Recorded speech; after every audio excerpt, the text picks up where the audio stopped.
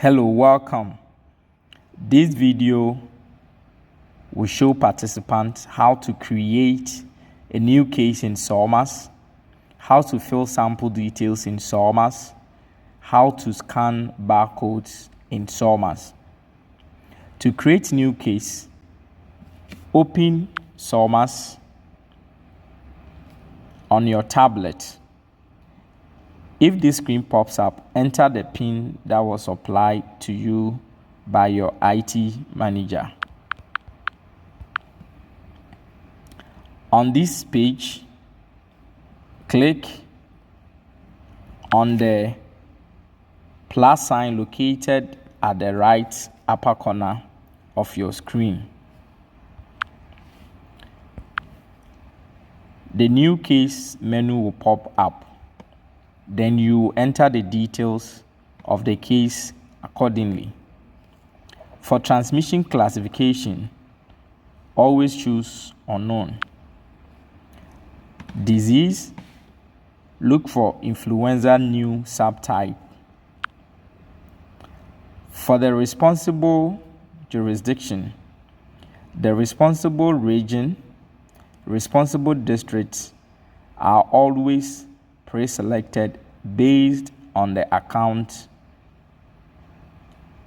or the user. This particular account is for Bolgatanga Regional Hospital, and as we can see, it is located in the Upper East region and the Bolgatanga municipality, so they are already pre-selected by the district. Now navigate to choose the appropriate sub-district of the facility. Go on to fill the place of stay, the facility category, and the facility type. Now for ILI and SARI, patients are mostly seen at the health facility. What this means is that the place of stay of the case will always be the same as its responsible jurisdiction. So there will be no need to check the box here. Do not check this box if the patient was seen at the health facility. So place of stay will be facility. The facility category will be medical facility, and the facility type will be hospital. However, if the patient was seen in his or her home, then the place of stay will be home. Example, if the ILI team went to the home of a suspected case and took the sample when the patient has not visited the facility, then the place of stay would rather be home. When you choose home, it will go through the process which will hide the type of facility and the facility type. But in most of the cases, the place of stay, which is actually asking of where the case was diagnosed, will be at the facility. So the facility category, as I said, will be medical facility. The facility type will be hospital. Now, when you come to facility, you click on the drop down to look for the name of your health facility, and all the health facilities in the particular district will pop up. So you need to scroll through to locate where your health facility is. And here we are looking for Regional Hospital Bolgatanga. For the EPID number, always leave it blank. I repeat, leave the EPID number blank. Sormas has been configured in a way that it is able to generate the EPID number based on the last entry.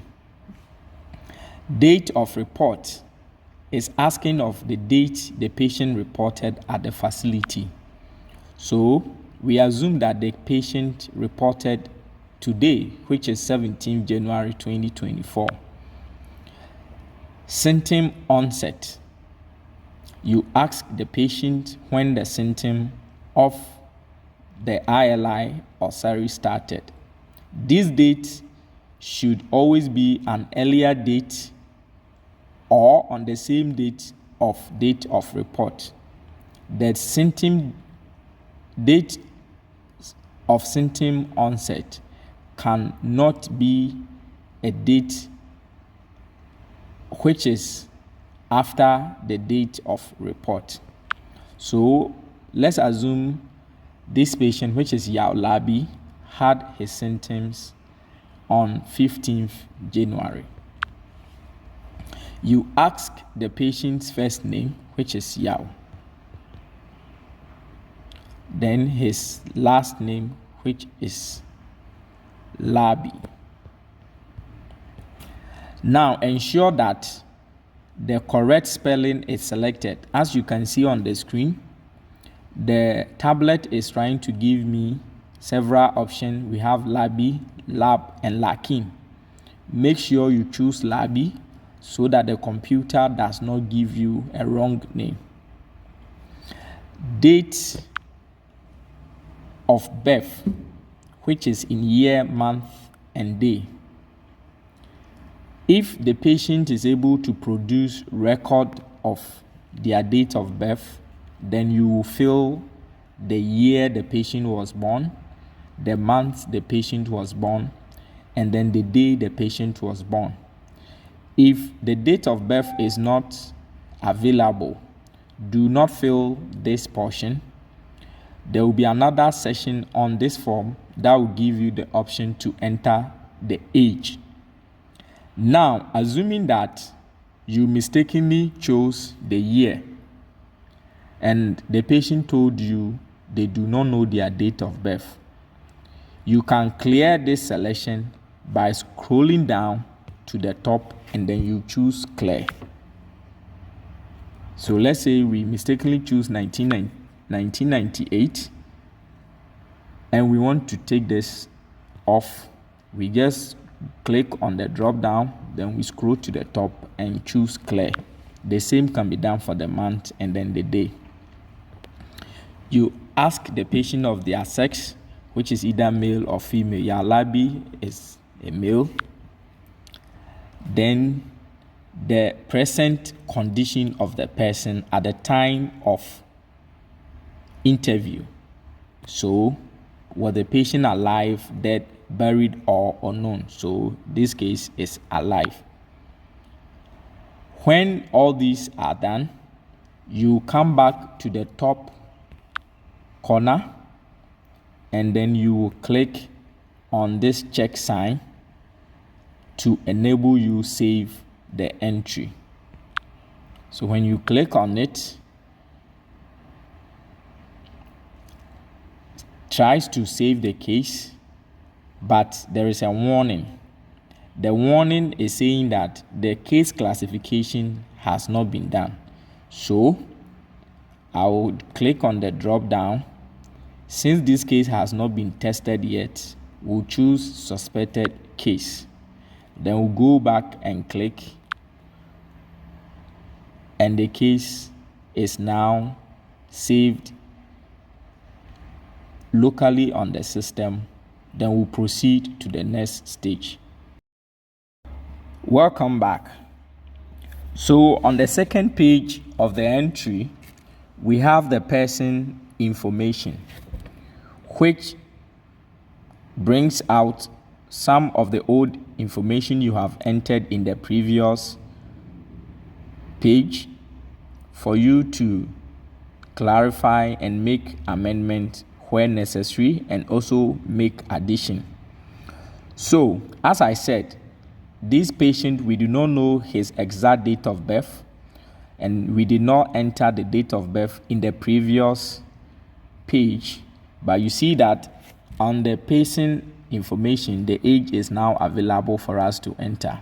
So Yaulabi is 30 years, and the unit of measurement of the age could be altered. Assuming Yaulabi was a neonate who is probably 2 weeks old, in this case 14 days, we could change this to days as the unit of measurement. So you are allowed to change the unit of measurement based on the age range of the case. The sex is already there. The present condition has been selected. Passport number, national health insurance number. If all these information are available, you may collect them. Then the home address, which is GPS coordinates. If you are in the person's home, then you may take the GPS coordinates. But if the person reported at the health facility and you have not been to the patient's home, do not take the GPS coordinate, because it will pick the coordinate of the facility, which will be irrelevant for the purposes that the GPS coordinate is needed for. Now, you come and fill the educational level, which Yaulabi is tertiary. The type of occupation, you ask him and look through, he's a laboratory staff. Then you will go through the other details if relevant. Now, the mother's maiden name, mother's name, and father's name are mostly useful if this was a newborn who probably do not have an official name yet, so we will recognize them by the parent's identity. Then for the internal token number, you leave it blank. If you have any comment, you put it there. Then you come and fill the address. So for the address type, we'll choose his home address. The country is always Ghana. So the region where Yaulabi comes from, his home address is Greater Accra. His district, you ask him, is Accra. Then you ask of the community, which is the sub-district. Then you come to the city where Labi probably stays in Spintex.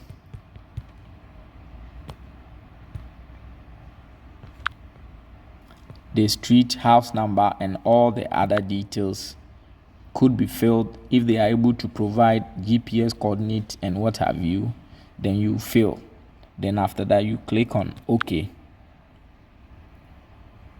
If the person you want to add their work address, you may add on. But for now, filling the home address is OK. After that, as we did to save, you click on the check sign located at the top right corner of the screen, and the details will be saved. Welcome back. The next stage of the entry is patient hospitalization information. And for ILI and SARI, this information is very, very important. So we want to know the hospitalization status of this case. For cases that the place of stay is chosen as home instead of facility, you will not be given access to this form, to this part of the form. And that is why it is very necessary to always ensure that the facility of stay is chosen as the health facility instead of home. so that you'll be given the opportunity to fill the hospitalization info in Sormas. So the questions here must be answered. And as we are all aware, for ILI and SARI surveillance, ILI is defined as patient with fever measured 38 degrees Celsius and above, with respiratory illness with the onset within 10 days and does not require hospitalization. So if the patient is an ILI, we expect that this question, was patient admitted at the facility as an inpatient, will be no. However, for SARI, which is patient with fever and respiratory signs with onset within 10 days and requires hospitalization, if this patient is a SARI case, we expect that was patient admitted at facility as an inpatient, the response should be yes. So for SARI patients, we'll choose yes, and for ILI patient, we'll choose no. From our interaction with Yao Labi, patient was ILI, so the hospitalization will be no.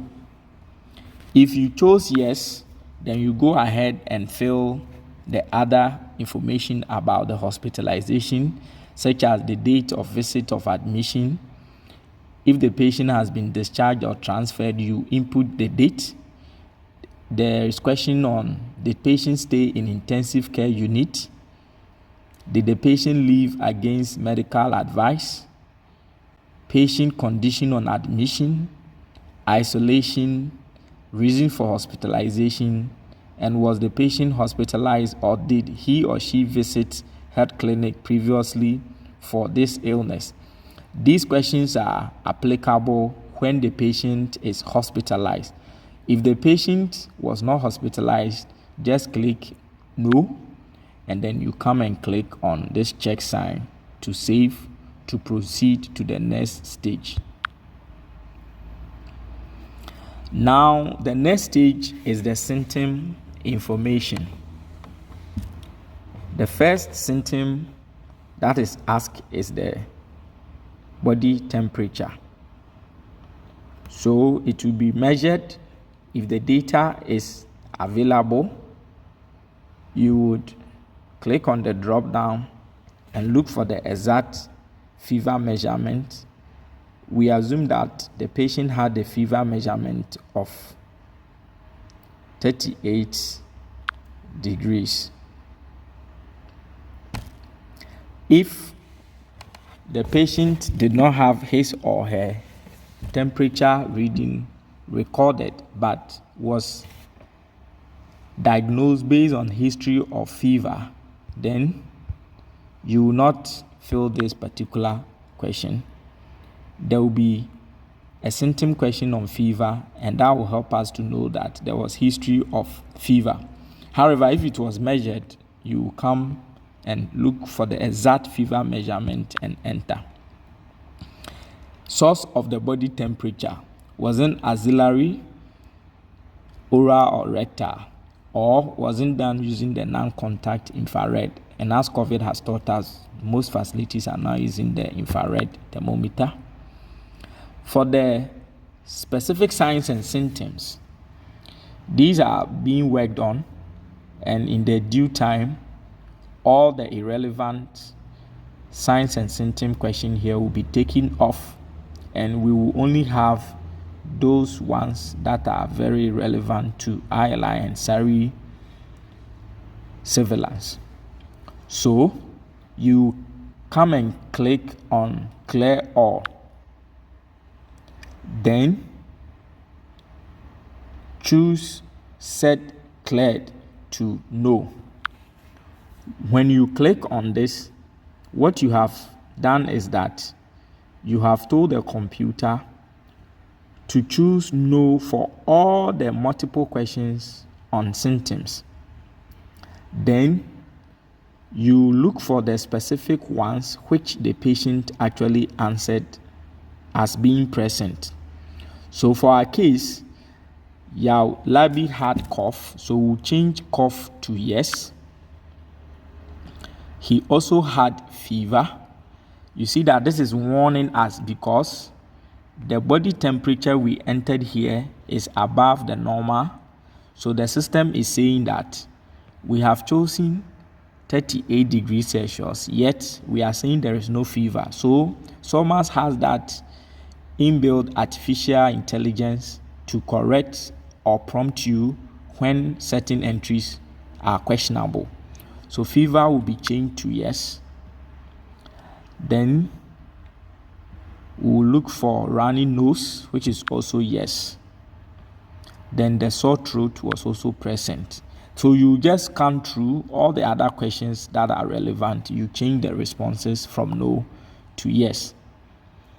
Now, the date of symptom onset has been provided again for you to inspect. Assuming you chose it by mistake, then you may correct. Now, if the patient is able to give you the first symptom and the date, the first symptom, then you would choose the symptom that actually came first. If they are not, then there's no need to fill this portion. To save, you go to the upper right corner and click on the check sign.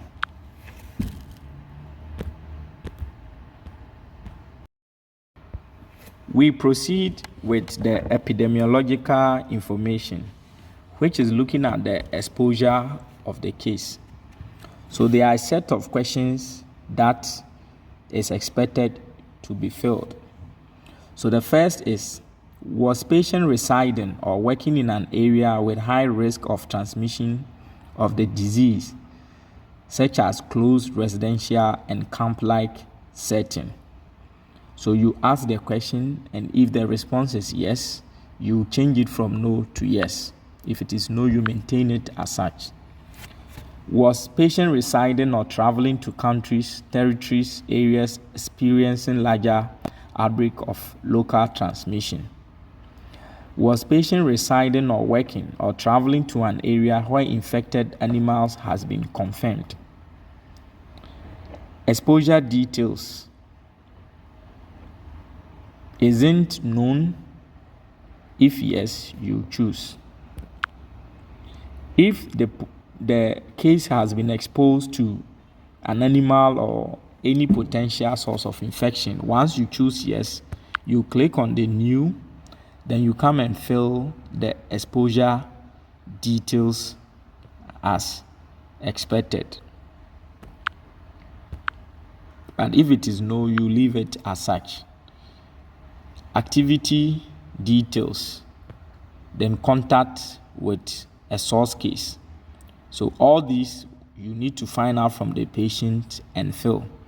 If there are no exposure and any epidemiological linkage of this case, you leave them as no and come and click on the check to proceed to the next stage.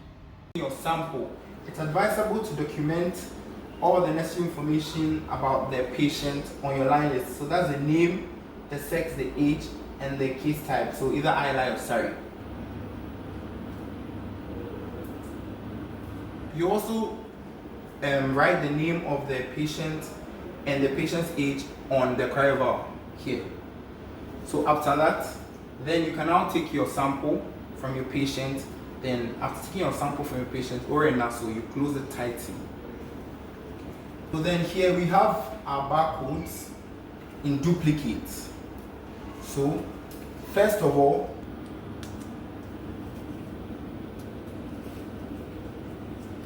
we have our barcodes in duplicate. So first of all, we take the first one, then we attach it on our cryoval with our sample, like this. Then the next duplicate, we're going to place it we're going to attach at the area provided on the line list with barcode, like this. So this duplicate here matches the duplicate on the cryoval with the sample. So finally, after this, in order to be able to scan, you enter the information of your patient into Sormas. Now, the next stage is filling the case samples. And this is a very important aspect of the Sormas data entry, because this is where the testing lab will have access to the case to enable them to receive and also upload results. If the data officer at the facility fails to fill this portion, the sample will go to the lab, but the lab will not be able to, first of all, receive it in the system and also upload the results. So always remember to fill the case sample details. So to fill the case sample details, you click on the plus sign located at the top right corner. Then the patient information will pop up for you to be sure you are filling the lab information for this particular case. So on which date was sample collected? We took it the same day he came, time the sample was taken. So assuming the sample was taken at 2 p.m. in the afternoon, we'll have to adjust this time here. So this time is preset to 12 midnight. So we'll move the inner handle, which is the hour hand. Then we'll move the minutes bar. If it was 2:15, we just push this to here. If it is 2:30, you keep turning it. If it is 2:45, then you can set it. Assuming you want to change the 2 p.m. to, let's say, 9 o'clock in the morning, you click on the 2, the 14. Then what you need to do is to hold this, and then you drag it to the outer side of the clock. So we'll see that I've dragged it, then I'll push it to 9. Then push this, the minute hand, to the 0 bar. Then I'll click on OK. Then we'll answer the question on the purpose. So the purpose is to do an external lab testing. You choose external lab because influenza samples in Ghana is tested at the Noguchi Memorial Institute of Medical Research. That is the accredited testing site, and as such should be chosen for all our flu lab entries. So for the lab, the type of sample, for each sample, you take both nasopharyngeal swab and then oropharyngeal swab. So you locate for nasopharyngeal swab and then you choose. For each case, both sample, the oral and the nasopharyngeal swab, are stored in one cryo tube. So you just have to choose one type. You don't need to select both, because at the moment the system is configured to choose only one sample type at a go. Reason for sampling testing. We are asking for the testing because there is presence of symptoms. Then this is where the barcode becomes relevant. The scan field sample ID. I repeat, this is where the barcode becomes relevant, which is scan field sample ID. So unlike in the past, where we always keep this section of the sample detail, from tomorrow onwards, the sites on this call will be required to always click on scan field sample ID to scan the barcode which has been attached to the sample submission form of the patient. So I will click on scan fill sample ID. Then the barcode reader will open up automatically, which has been installed in Sormas. So you would bring it to the sample transmission form, which has been filled already. Then you will scan the barcode. I take it again. You click on the scan fill sample ID. When the barcode scanner opens, you point it to the barcode and wait for it to scan.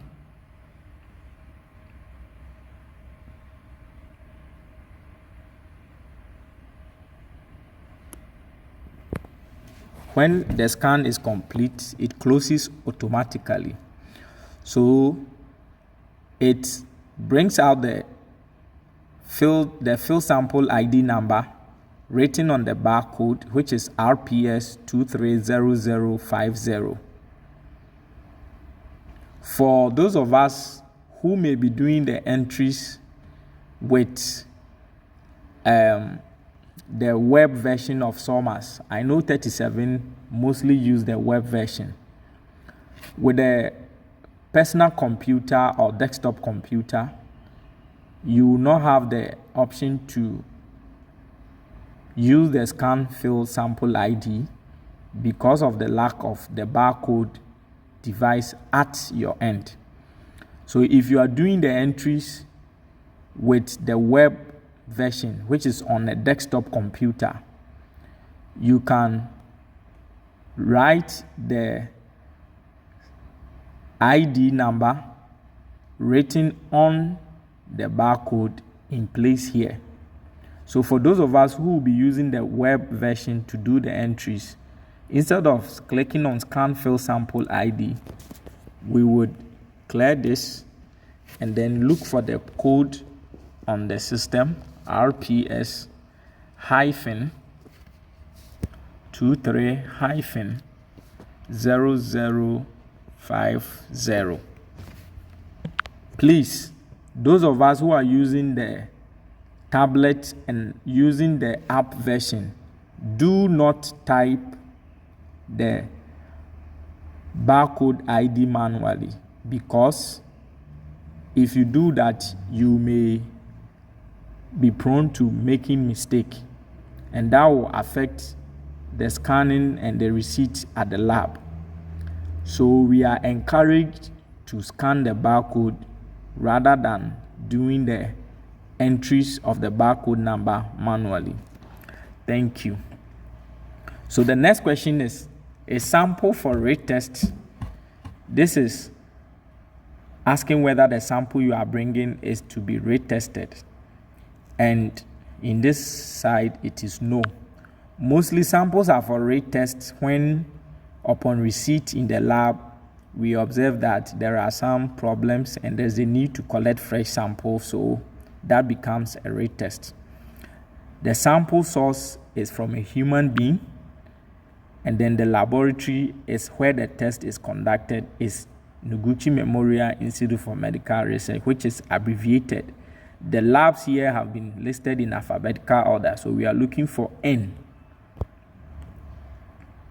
So NMIMR is selected. Then we'll skip the comment because we do not have any comment.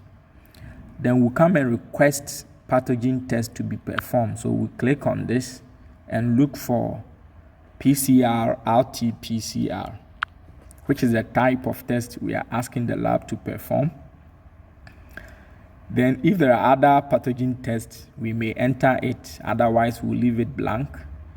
Then request additional tests to be performed, which is mostly not the case. Then we'll fill our dispatch detail. So we'll check this, then enter the date that the sample will be shipped. So we'll ship our sample in 3 days time. So we'll choose the 20th of January as the date we ship our sample. Then the sample dispatch details will be sent via STC courier service. Then we would come and click on this check to save it. Then we are done with the entries. Thank you.